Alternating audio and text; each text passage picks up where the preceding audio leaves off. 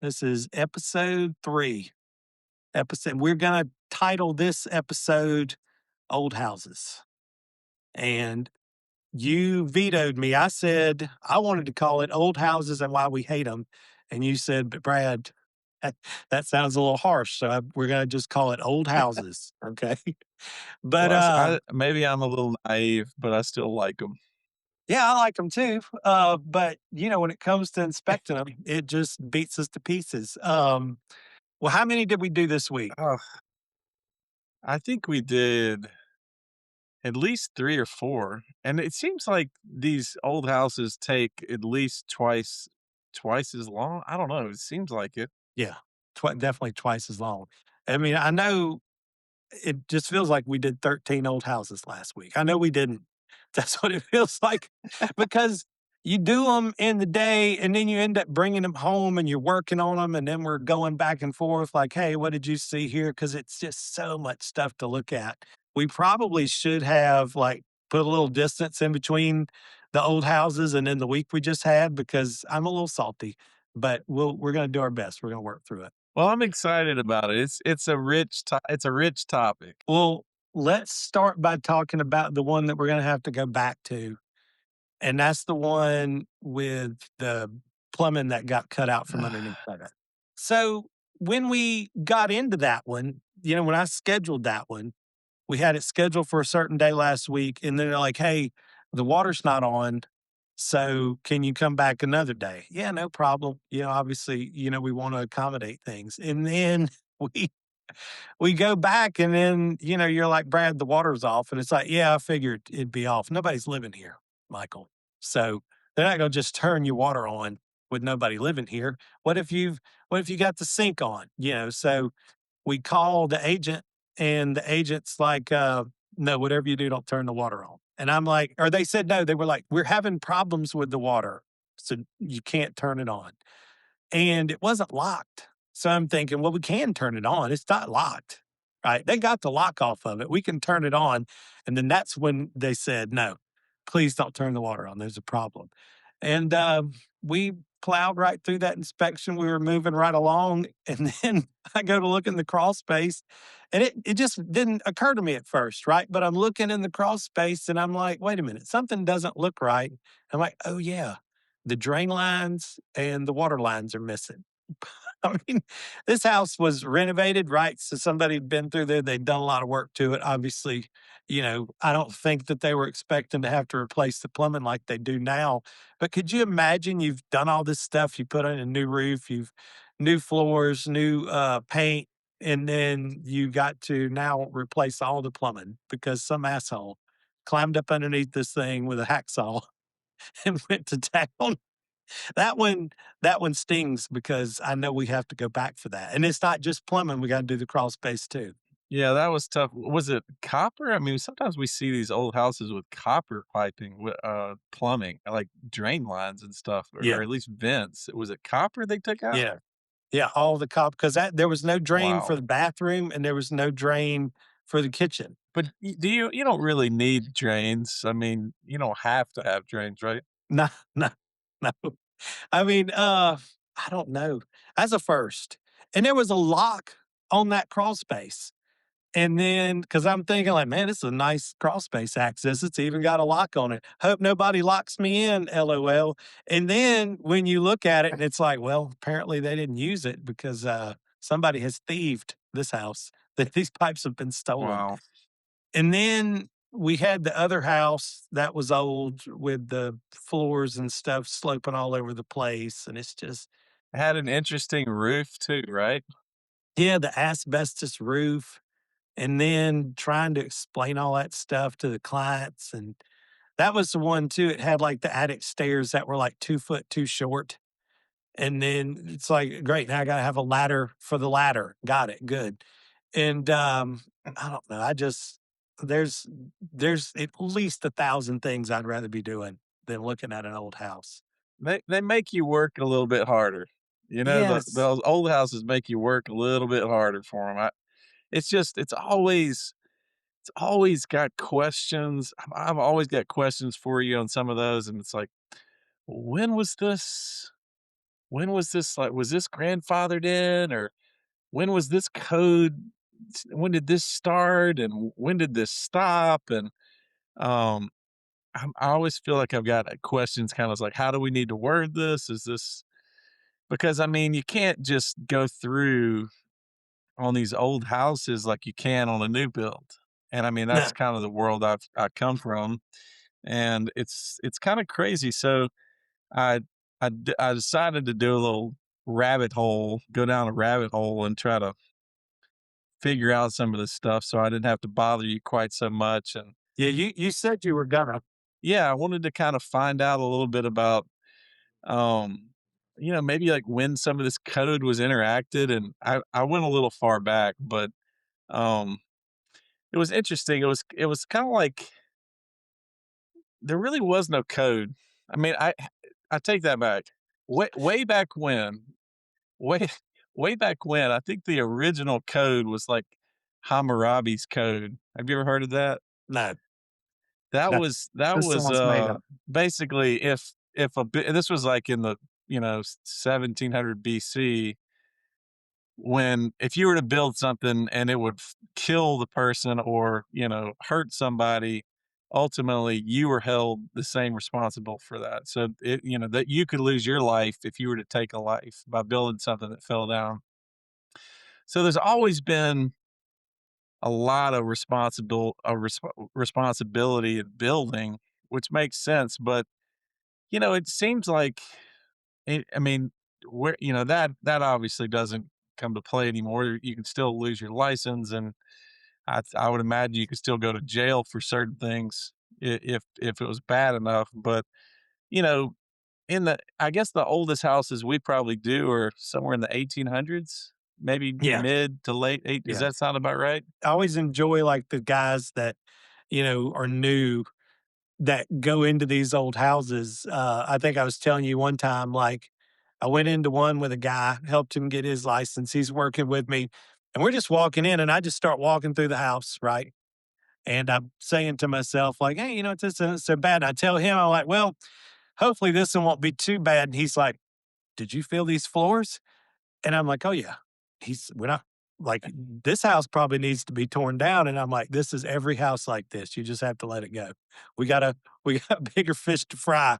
And, I know, when you're looking at stuff through the lens of because obviously you know how to do things, but there was one question you had asked me one time about a handrail, which, I mean, it wasn't much higher than our knees, this is like a second floor Unreal. handrail by a set of stairs, and it's like you were like, "Oh my god," and I'm like, "Michael, there wasn't code back then." And, I don't know, I think I was telling you about, this guy, my dad was telling me, about this guy. He was a home builder. I asked my dad, like, I think it brought it up, like, about his license, like, how'd those guys get licensed? And my dad just kind of laughed. He was like, son, there wasn't any licenses. And I'm like, well, how did they get work? And he was like, well, if you built one house that didn't fall down, if people liked the way that it looked, hey, I'm gonna get that guy to build me a house. And then there's Right. no engineering. I think I told you then, like my dad just kind of mimed, like slapping a piece of wood and just being like, you know what, that'll hold. And but it's all kind of stuff like that, and then coming from even like, me as a contractor or you as a builder, when you think about that, it's just like, That happened?" It's like, "Yeah, all the time. That's how they built these things on a wing and a prayer." And if it worked It's on the house amazing. yeah, and if it worked on the house Yeah, before that, why not do it again? exactly. I mean, keep doing it until it doesn't work anymore. I mean, essentially, that's kind of what I found out was, and early in this process in the 1800s, it was basically just what did you learn and what was still working. And go with somebody if you're going to get a builder, go with somebody that the house was still standing. And because there wasn't really any engineering and codes and those types of things that per se that anybody was really following. Really when a lot of this code kind of started cranking up was, I mean, for one example would be like the Chicago fire, which was like 1870 ish. And they were building just incredibly dense and densely in downtown Chicago, all wood, and they were using a method we call like balloon framing, which is essentially when the stud would bypass the floor, and rather than we do platform framing where the floors sit on top of the each stud. So anyway, long story short, somebody, I don't know, who knows, kicked over a candle, and man, the fire got in the wall, ran up that building, jumped over to the next building, and created an incredible problem. So when did code start? Ultimately, it started as a reaction to fire, to life safety. It wasn't about, hey, let's be proactive to this. It was totally reactive. It's like, hey, if we don't change this now, we got problems. So that's ultimately kind of how it kicked off. I mean, the same thing with plumbing and sewage and those types of things. I mean, it was all about, we've had a problem with this. Let's make a rule to fix this. So it was really interesting.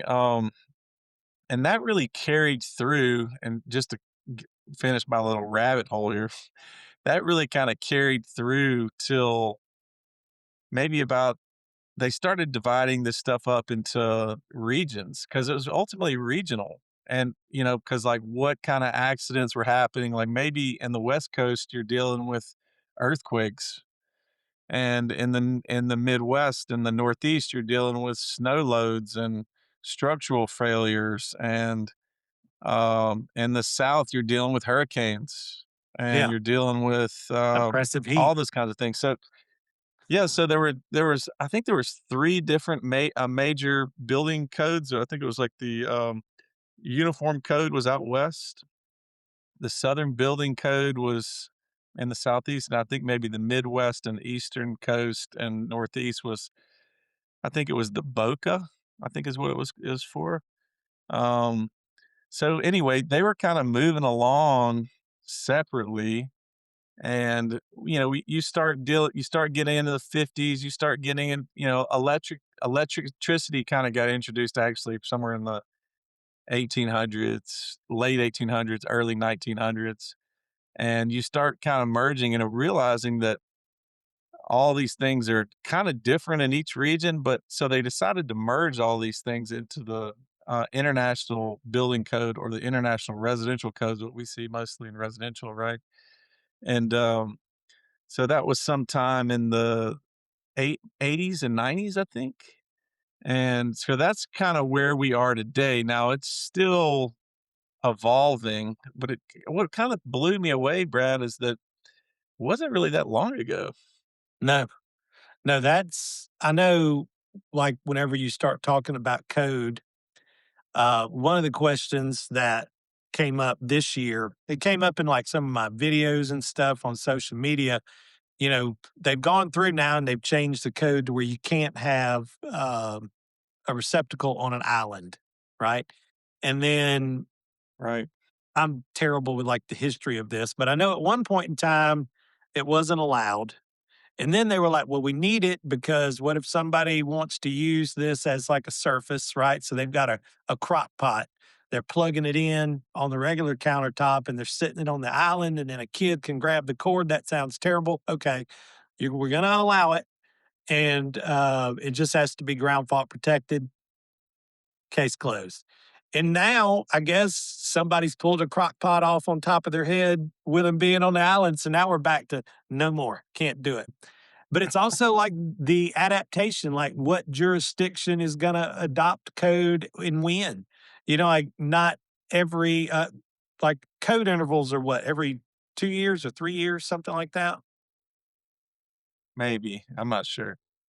The municipalities down here, for the longest time, if you didn't have like a municipality doing inspections on you, you just had to build it to the 2015 code. Now I think it's the 2018 code, and then some places are still on like 2021. You've got but they're all over the place. And then, of course, we inspect in Right. areas that are different, right? So that's like one thing that we run across. I've tried to explain it to you, even though it doesn't make sense to me, is In some jurisdictions, they let them use the pan as a catch basin for the temperature pressure relief discharge. And then 15 minutes up the road, it's not allowed. And then we have to try to figure out like, did somebody make a mistake or are they cool with this? And, we've got language in the comments, that says even though it's allowed by this jurisdiction, we have to kind of set the table for why this is, part of the universal plumbing code. And it's, because of splash. And of course, the pans aren't really designed to catch anything that's not technically like a drip or condensation. And then builders get mad. I think I might have told you this. I had a plumbing contractor one time call me at like 8 o'clock in the morning, and he he gave off the energy of it's like, meet me at this gas station. We're gonna throw hands. I mean, that was the energy he had. Like this dude came in hot. Like he came in hot. And I just had to explain it to him. I'm like, well, I know, dude, but what happens in 10 years when they go to replace the water heater and, some plumbers like, "Oh, your inspector should have told you. We got to drill a hole in your wall. We got to run this thing outside." I just don't want people mad at me. That's how I live my life, Michael. I try to keep Yeah. people as unmad at me as I can. And then in the process, other people get mad at me. So it's a win lose Somebody's situation. gonna get mad. Yeah. I mean, somebody's gonna get mad. I mean, I imagine, by the way, in this industry, it's we can talk about this as a whole nother podcast, but people get mad at you in this industry. Oh That's for yeah. No, sure. I'm probably like I'm beloved by my clients, right? And then real estate agents, they're probably mutter stuff under their breath anytime my name comes up, like, just the utmost hatred. And it's not because real estate agents don't want like the best thing for their clients, but it's like, I don't know, it's like waking up, right? And going to work knowing that it's going to be a long day or a hard day. And I guess, whenever we inspect one of these and it's a big report, right? They're just probably thinking like this guy again. I just for once, Right. I wish this dude would just take it easy. But, there's just way too much liability in these. Now, I know that we touched on like that one with the roofing. No, I was gonna ask you about the roofing. Yeah, like some of these older homes that we get, like this one had like asbestos roof, I believe I heard you say. Yeah. Or and I've seen some that were like concrete shingles and all kinds of different stuff recently. So it's kind of interesting. These are not materials that we put on in new houses. So I wanted to kind of get. I mean, you've got, by the way, Brad's got quite a bit of experience with older homes, just through the building process and the inspection process. So as the listener and co-host here, I'm enjoying. I'm going to enjoy this podcast as much as anybody listening. It's just to kind of learn some more about all this stuff. But tell me about some of the stuff that you're seeing. You just like for me to get my blood pressure up. But the one we did the other day with the asbestos tile roofing, right? It's not just, I mean, it's got to be replaced, right? Insurance companies absolutely hate it because this was a product that, I mean, for all intents and purposes, has not been used, right, since at least 78. Now, I know I don't look 48, right? But this No, this is at least, yeah, thank you. This is at least a 50-year-old roof product. And then realistically, amazing. but realistically, that stuff was probably 70 years old. Okay. And when it gets old like that, it's brittle. You can't walk on it. You can hardly repair it. Like the roofer that showed up, which really nice guy, but he had a great point. You go up there to replace one slip tile or one cracked tile, and the next thing you know, you've had to replace 50 because you can't Yeah. manipulate another one without breaking it. And it's like, and it's a material they don't make Where do you anymore. even get it? Exactly. Yeah, exactly. So I've seen contractors use that it's not right. Don't I'm gonna tell you this, but I don't want people to rush out and start buying this stuff and using it. But I've seen guys go out and buy the hardy panels and cut them into roof tile shapes just to put something back, right? Because what do you put back, if you're Yeah. not going to re-roof it? And then I knew somebody that had to replace one of these panels, right? Or I mean, like part of the roof, sorry. And when they went to replace it, it wasn't a very expensive roof. It wasn't a very hard roof, but they were shocked to find out that the removal and the disposal cost almost as much as the roof itself. And, Mm. one of the things that came up during that inspection, which I don't know what the right thing to say or do is there. On the one hand, I want the clients to understand that insurance companies are absolutely going to hate this roof. And if you ever have problems with it, you are definitely going to have to replace this thing. But, you know, those houses were close together. The logistics, dump trailers, and, getting people there, like scaffolding there, because you can't just shovel and throw this stuff off the roof. As soon as it hits the ground and breaks, now you've got airborne asbestos, right? So everything has to be handled a certain way. And I just knew that it wasn't going to be cheap. And then, apparently somebody had an estimate for the roof, right? And they had the removal of that material at, let's just say, $2,000. And I'm telling you right now, I can't imagine an asbestos company even bringing a truck to your house for less than $2,000. You're like bringing the crew and the truck Yeah. there. But, it's like, what am I gonna do? I'm not a roofer. That's a quote from a roofing company, but, I gave them all the information that I can give them, but that's the hardest part. I know I've talked to you about this, is when people want these old houses because they want them because of the way that they look. Oh, they've got character and they're so unique and they just don't make them like this anymore, which is all true. But there's a reason why they don't make those like that anymore. And then not, I mean, they're just one, they're massive. You can look at them and think, man, this is such a unique house, but you know, none of the windows work. Walking through it's like walking through a fun house because the foundation's all wonky. I mean, that's something we see all the time is these brick foundations. It'll be like dry stack. Sometimes we see stone cobbled together.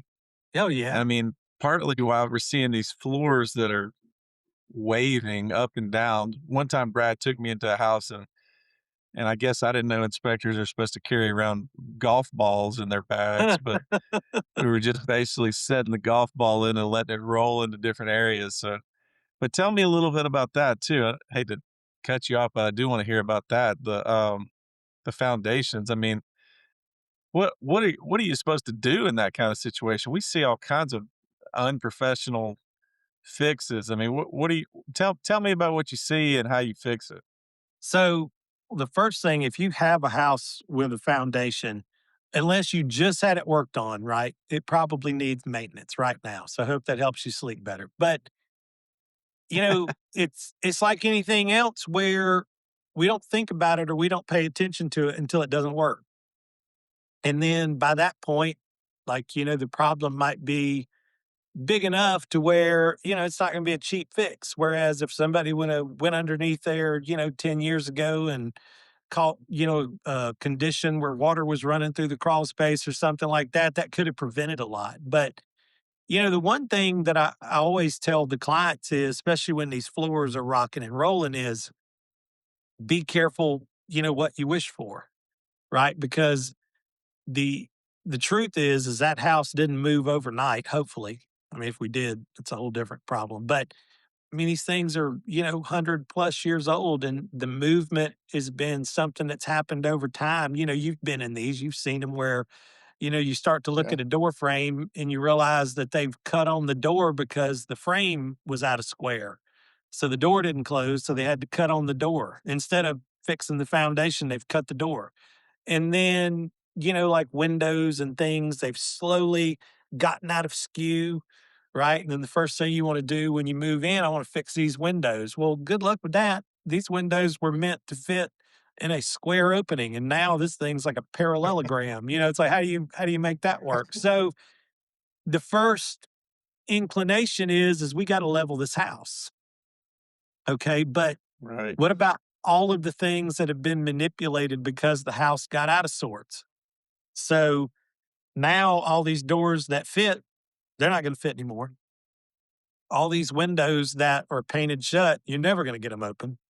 And then, your walls are going to crack, your ceilings are going to crack, those new cabinets are going to be out of sorts, that granite countertop's going to crack. I mean, it's just you can't you can't do like widespread changes to that kind of thing, especially the foundation without it affecting other things. So, you know, I've seen it. I've gone to these houses where, we had to fix 10 things because somebody went up underneath the house with a jack, and like, hey, let's just jack this thing up an inch and see what happens. I'll tell you what happens a lot.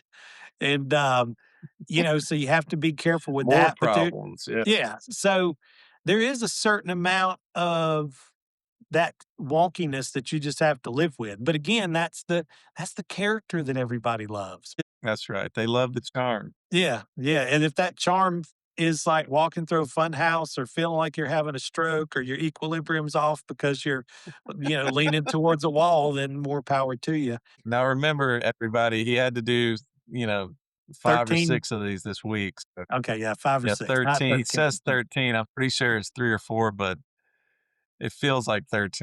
Yeah, it's not just doing the inspection, you just have to explain so much. You're just explaining because again, these are people who probably grew up in a 1970s ranch style house and they're not used to having a bedroom that's only got 2 plugs in it or one of these funky Federal Pacific panels or Michael just saw these it was this week, right? The Federal Pacific and the Bulldog. Those were crazy, yeah, I really enjoyed that, I mean, you know, it's kinda crazy, and then I had a bunch of questions and all that, but as far as just the history of electrical systems, and that's something I did a little bit of the deep dive into, it's just getting to see some of these old panels, like was it the Federal Pacific? Was it the stab lock, or was that Yeah. the Yeah, push that's button panels we saw this week?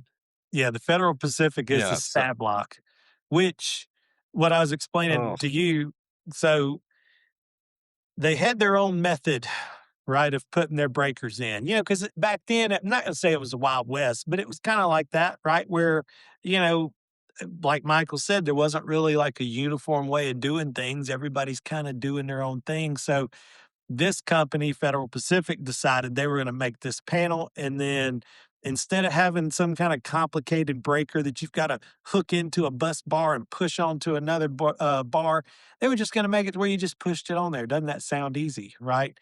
And that's what I was telling Michael after he was like, yeah, I took the cover off. It looked okay on the inside. I'm like, oh my God. Because what what can happen with those stab lock panels, the breakers just push onto the bus bar, and when you remove that cover, if that panel's in bad shape or if these breakers are in bad shape, they can just fall off of the bus bar, right? And they're not just gonna fall off neatly every time, like, sometimes they can arc. I know years ago, I was painting and I went to take one of the covers off to paint around it because, I'm a professional. Not gonna paint a panel cover like some of you guys out there. But whenever I took the panel cover off, it brought a breaker with it. And when it did, it cooked all of the hairs off my hands. I mean, it's just, I was like, oh, okay. So, yeah, we're not doing that anymore. And then the other one that we saw was the Pushmatic, the Bulldog Pushmatic. And yeah, I mean, that that was crazy. that panel was in really good shape. But, that's the other thing about these old houses is you'll get this like, well, it's working, isn't it? Today. But like I was showing you, when you push that button, right?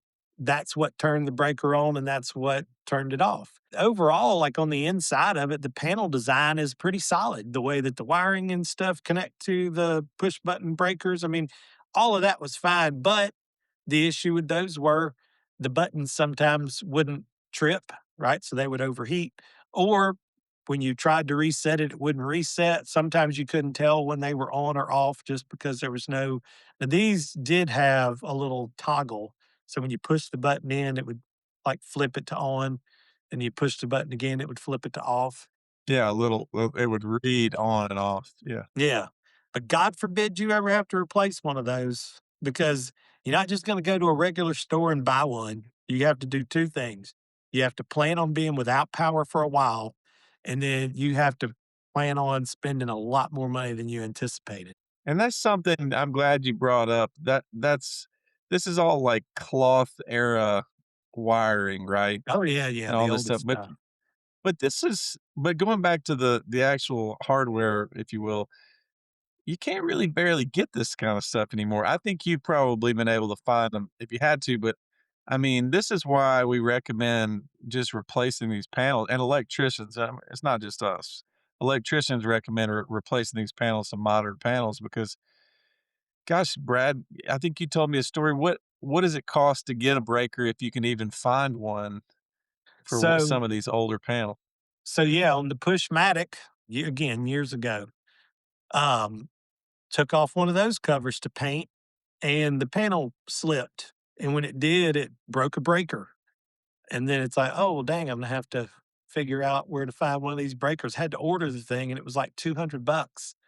And then the, Lowe's equivalent of something like that, whether it be Square D, GE, Siemens, Eaton, whatever, it's probably like $15. But I mean, I had to wait like 4 or 5 days to get this thing off of eBay. And then because it's like an aftermarket part, you don't even know if the thing's gonna work. But that's why electricians don't want to fool with them. I mean, even if the panel's in good shape, it's like to touch it is to assume the liability if it breaks, Yeah, because those are two incidences where, I mean, I was a kid. I mean, we're talking like 19, 20 years old, with just no business doing anything really, just barely made it through high school without killing myself. And then, there I am, I'm like doing drywall and paint and trim and things. And then, I mean, essentially just winging it. But I mean, I don't know one bad panel from another. And then there I am, I've got all the hair on my knuckles burned off. And then another time I had to spend half of what I made painting that stupid room to buy a breaker that you can't find, and it's just, I don't know, that kind of stuff. It's things you don't think about, right? Like you just, yeah. John Q homeowner, you're just like, I'm going to tackle some of this by myself. And then the next thing you know, you've messed with something that you can't find or you can't buy or you shouldn't have. And I don't know. That's just the thing with these older houses is nothing is typical or standard. What so let me ask you another question. Jumping to another subject. What about plumbing? I mean, these are some of the big systems we talk about. Electrical plumbing. We'll talk about HVAC too. But what are you seeing on those kinds of things? I did a house. I lived in Nashville for a little while, and I had all galvanized plumbing and had to redo everything. So, I mean, I know Oh that yeah. that's out there. We see a little bit of that. We definitely see a little bit of cast iron. What kind of problems do you see with some of the old plumbing in some of these old houses? Well, you touched on the galvanized. And then, if you think about it from just like, I really want something that'll last, it'll last galvanized plumbing, but nobody thought about the inside diameter shrinking up over the years because it rusts or whatever. Right. And then, same thing with the cast iron. The inside diameter is going to close up at some point, right? So it's a bridge you're going to have to cross, at one point or another. I know that one old house that we looked at, that was one of the things I think that the sellers had done was had all of that replaced. But again, you've got to go through the process of replacing those. And then here's something else that goes on. It actually was, I'm not going to say it was an issue with that house, but we were probably really close. Is that house, I think, had been added on to twice to make it longer because the lots are only so wide. So they can't go out, they Yeah. have to go back, right? When the advent of modern plumbing came about, right? There's an old expression, right? Shit goes downhill, right? That's and look, Mm, I hate to be crude, but that's actually in the plumbing code, somewhere in there. But it's in there. Yeah, but there's a certain amount of fall, right, that you have to achieve. Well, what happens when these Right. houses get longer and they're adding bathrooms and different things, right? The main, what's at the street didn't get deeper. So that means that your pitch gets longer. And when it does, the fall is not as significant as it needs to be, right? And, Yeah. towards the back of that house, you start looking at that plumbing and it looked relatively level. And, of course, the client's asking me about it. And I'm just telling him, like, I don't, your hands are tied, dude. The only thing you could do is raise the house or put in some kind of holding tank or something to where, you could force it to the street, like with a macerator or like a pump system. But, it's a byproduct of these houses. They've just been messed with and added on to and tinkered with and fiddled with. And then sometimes it's by people who know what they're doing. Sometimes it's by people who didn't. And then you're stuck like trying to make that kind of stuff work after the fact. And again, nothing is typical, nothing's easy. And I think with plumbing, that's just one of those things with an older house. Like there's always going to be quirks. I mean, it's just talking Yeah. to another guy the other day. He said he went up underneath the house and it smelled bad. And like even the client was like, "Hey, you know what? I had I could smell a sewer smell." He gets a few feet into the crawl space and he sees it. The bottom of that cast iron where it was sitting on the ground was just gone. It completely rusted away. So it's one of those kind of products that's just if you have cast iron again, it's at least 60, 70 years old. So I mean it's already past its useful lifespan. We talk about some of these older things, even galvanized steel, the cast iron, lead. I mean, we talked about some even copper, which is probably a great product. It's just so expensive. You don't really see that too much often.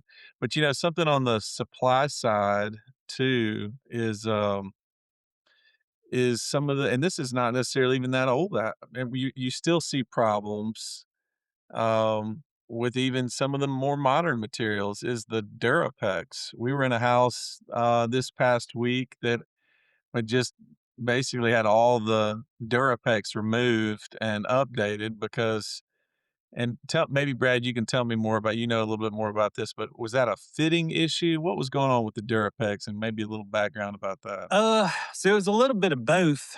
The Durapex, the first problems that showed up was with the fittings. Now Durapex is a was the first generation of what we modernly use. Is that correct, Brad? Yeah, Of yeah. PEX material, which is kind of a flexible. You see it even if you're not a builder, you've probably seen the red and the blue lines in your Yeah, plumbing lines, maybe in yeah. your sink. That's what PEX is. But so go on there. I just wanted to throw that in there. Durapex ran from like 98 to 2005, somewhere around in there. Don't quote me. I wasn't a plumber. But the the class action stuff that happened with polybutylene, the people at it was CPI. I don't know what the CPI stood for.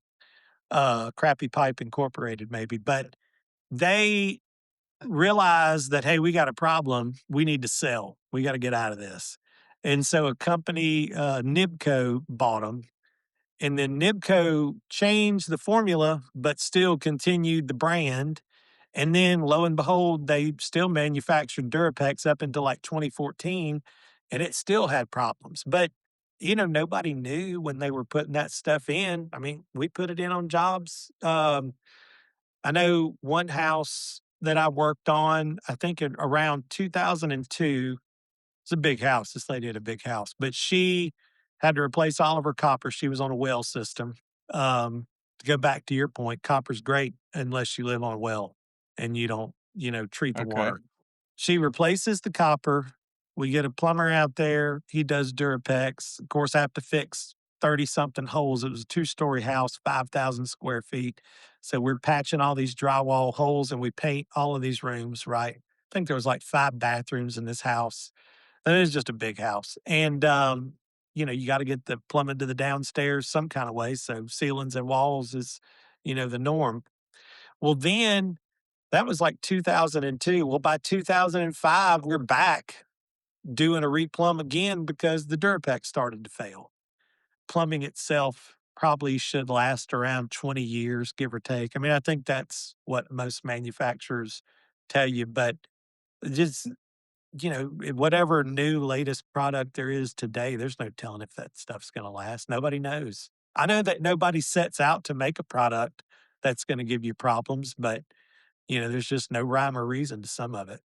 Oh yeah, that's great input. I was kind of curious about some of that stuff because we just see all kinds of different stuff, and I know I'm under these sinks and houses and trying to read what kind of piping this is because it's I think the Durapex is kind of like a oranger color, and it'll say Durapex on there. If any of you Yeah. homeowners are out there looking, so you may be able to find it says CPI and Durapex. Is that right, Brad? Yeah. So if you got gray piping or something that says CPI and Durapex, you may want to get that looked at. But those are some really interesting kind of plumbing things. One thing we haven't talked about, and this is kind of going back to the building code stuff, is it really kind of started out with life safety stuff and structural stuff, and kind of evolved, and we're slowly starting to build this into a more universal code, right? So this is the IRC, and you're starting to get a code that expands all the way from West Coast to East Coast. And so now, essentially, we've kind of gotten to the point where, yeah, we're definitely dealing with stuff that's like manufacturing new materials and those types of things, and um, issues, but there's also now a big push about energy systems and energy efficiency and those types of things and insulation and heating and cooling and doors and windows and the efficiencies of those types of materials. So maybe we could just touch on that and that we may have to even bridge, and that could be probably a whole entire conversation too. But one thing about these old houses is, gosh, they weren't really built with heating and cooling in mind, were they? No. Yeah. And then insulation in walls was newspaper and insulation in attics was the same. I mean, there was none of that. What do you do now that you've got this old archaic system, and now you want to insulate your house? I mean, what were people even doing? So that anyway, you go on about the insulation. I Well, interrupted you there. well, no, that's like the one though that we did with the knob and tube. Remember, it was right at the attic access. And then, Yeah. I climbed up the ladder. And then I'm standing on the ladder, and right there at chest height was 2 live knob and tube wires. Now, they had been cut off flush with the insulator, but I mean, like, they were right there. I mean, I coulda leaned up against that and lit myself up, and then all of it was covered Crazy. with brand new blown-in insulation, which is a huge no-no, right? But, yeah, that's, some of the other stuff. It's like people do things. I mean, we've all been guilty of it, but it's like, you know what? I should put some insulation in here with no thought whatsoever as to what that's going to change or disrupt. None of these old houses have soffit vents. They've got gable vents and ridge vents and different things, but there's no soffit vents. So, all these houses have these shingles, and you just look at them and they're just getting cooked if they're not cooked already. Yeah. It's interesting. In the older houses, you do see a lot more of the gable venting, which would be really just cross ventilation, Yeah, essentially. But in the newer houses, a more passive system is where you'll get the cool air coming in from the soffits underneath the right. roof line, and that cool air will rise up, and then what we see now more times than not is the ridge vent. So at the very highest point of the roof, that that hot air is able to escape, and so that cool air is flowing up and that hot air is able to escape, and that's probably one of the most effective passive systems that we see. Obviously we see some spray foam and different things like that, which is a fully, insulated system, but any type of, like, passive cooling and stuff for the roof system, it seems to be a pretty effective sealant, but in the older houses, we just didn't see that much. No. Sometimes we'd see some of the, retrofitted turbines and some things like that, but it's mainly gable vents. Yeah. And then, you talked about it like being effective, but that's why soffit vents and ridge vents are probably the most effective in most cases because once the vacuum starts, like once the hot air rises, it's pulling in the cool air and that just continues, Right, right? Until the temperature in the attic stabilizes. And it's a lot better than the attic fan because it's going to work whether you've got electricity or not. Those fans, it's kind of comical, but we'll go in these attics and you look up at a fan and, it's 150 degrees in that attic. That fan's been long since dead. Like that fan gave up the ghost years ago, but it's still up there playing the part. Like it looks good. But right. yeah, a ridge vent is going to be the most effective because it's going to work as soon as the temperatures start to creep up there. That hot air is going to rise and it's going to start pulling in that cool air, and that motion or that action is just going to continue until the temperature in the attic stabilizes. And usually that's going to be, I don't know, the sun's down, it'll be dark by that time. But none of these houses were built with air conditioning in mind, right? So they didn't have a dedicated air conditioner closet like they do now, or that's why a lot of times they'll be shoehorned up into the darkest depths of the attic, or, those package units that sit on the ground where all the ductwork runs underneath the house that all the animals have such a good time eating up. But, again, it's like, how do you get air conditioner to these things? It's always a mess. There's nothing. I mean, we do see them where they're done right, but you know, obviously people want to go with the lowest bidder. I get that. I don't want to spend $12,000 when somebody told me I could get it done for 7, but the guy that's charging you $12,000 probably going to build you a nice platform and make sure that you've got a walk path to it so you don't have to crawl through the attic like an animal. Or, they'll do rigid metal ducting up underneath your house, not the flex stuff. And then, you know, I've gone into some where you open up the access to the crawl space and it's like opening the door to a refrigerator. You get hit with all that cold air and you just know, like, well, something's been under here and it's disconnected something, or it's chewed enough holes in this thing to where this crawl space is cooler than inside the house. But these old houses, it's like you have to do anything, you have to also think of, okay, but what else is this going to affect?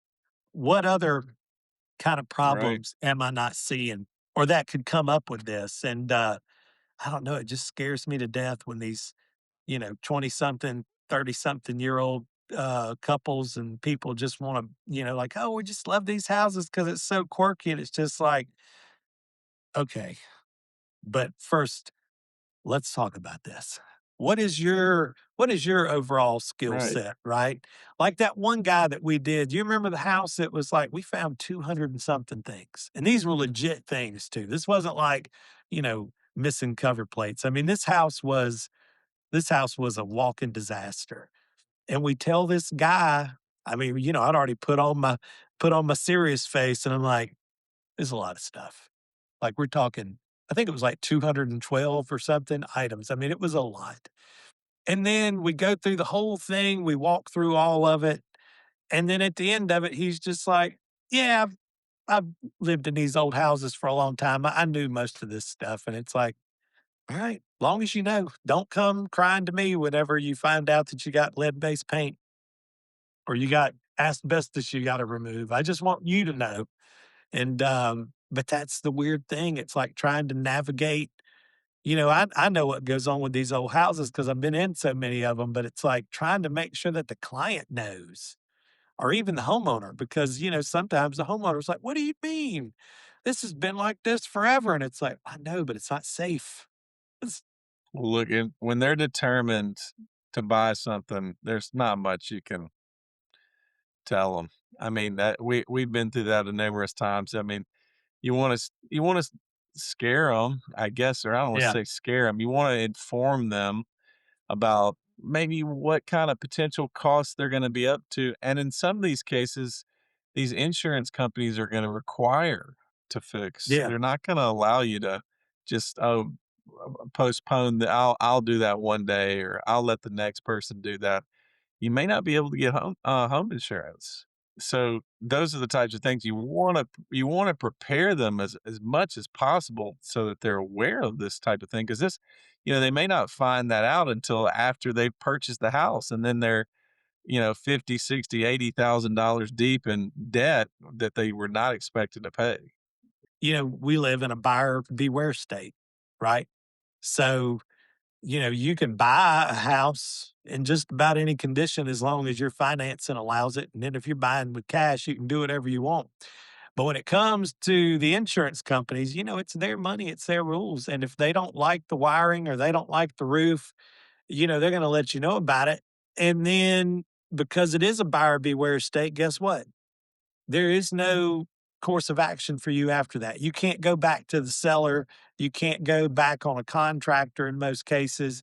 The one person you can go back on is somebody like me or Michael, which, over my dead body, which is why we end up, Yeah. hammering this stuff with people because I don't want you coming back to me and telling me like, "Hey man, what do you mean this thing's got knob and tube wire and you didn't tell me this stuff is antiquated and that we're going to have to change this and do this." So I don't want somebody to go into one of these old houses thinking about, the charm and the character and, where they're going to put their Christmas tree without also knowing the kind of wiring you got in it, the kind of roof you've got on it, the type of paint.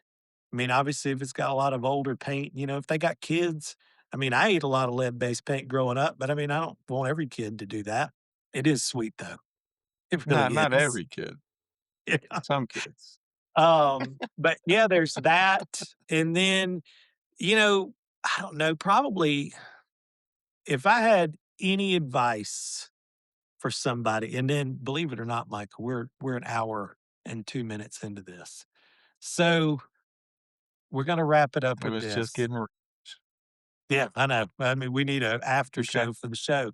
But I'm gonna leave it with this. But if you're buying an older house, and you've heard me tell people this, but if you're buying an older house, you need to understand that there's gonna be maintenance and things that you're gonna have to do yearly.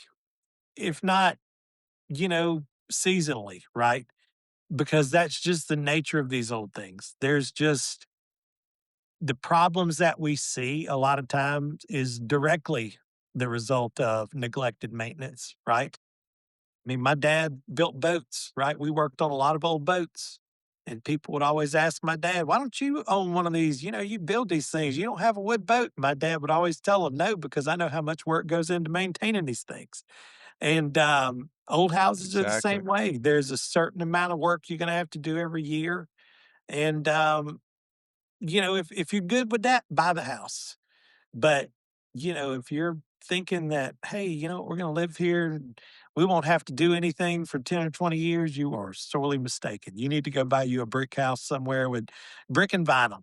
Yeah, it's a lot of work keeping up an old house, and everybody needs to be aware of that before they get into that, because this is a complex system, building houses and how all this stuff works together. So when you're taking an old house and how this old system was supposed to work with, whether it be knob and tube without insulation, or a breathable subfloor, breathable wood floor, and now you put a solid, uh, luxury vinyl plank floor on top of it.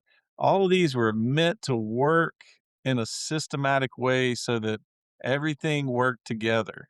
So you got to really be careful with, these are the things that we found and some of the things we hear about and those types of things, but you got to be really careful about how you pair some of this older construction with some of these newer materials. Let's wrap this one up. We'll leave it at that. Just old houses. Looked at 13 of them last week, it feels like. Michael said Enjoyed it's this one, only Brad. Yeah, Michael said it's only 3 or 4, but, somewhere in between is probably the truth. But we'll, do this again in a couple weeks.